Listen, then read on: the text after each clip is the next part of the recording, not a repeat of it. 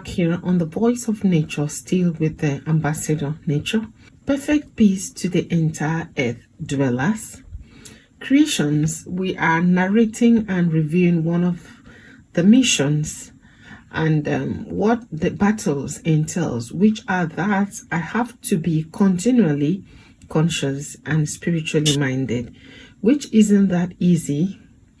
Creations, and these are parts of the instructions in order to get the directives right and on time. Sincerely, certainly, if I had delayed one more day in reaching out to the woman or getting to her house, that story wouldn't have been positive or glorious to God. And don't forget, when the man that directed us said there are two remaining, a man and a woman, I want us to ask, how was I able to decode or to decipher which direction that message was meant for?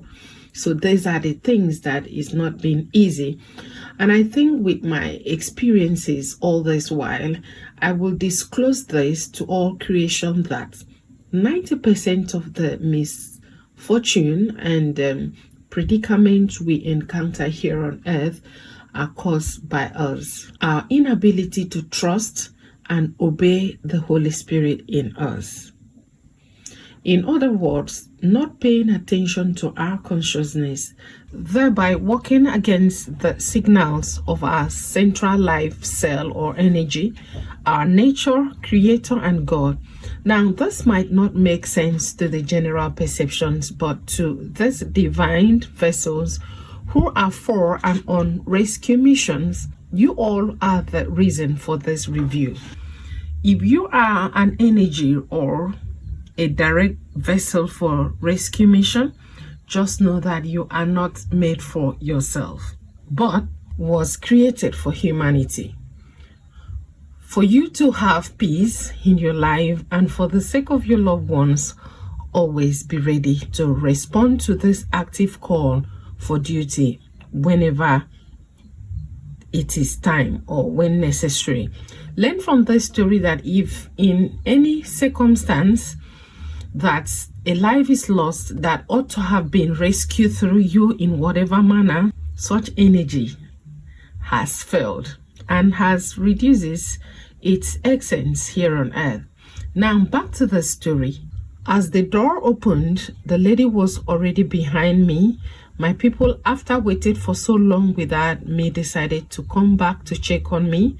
So I held the woman. She was so weak, lifted her to sit. She couldn't. I had to support her with my legs. She looked at me and smiled, then busted into tears.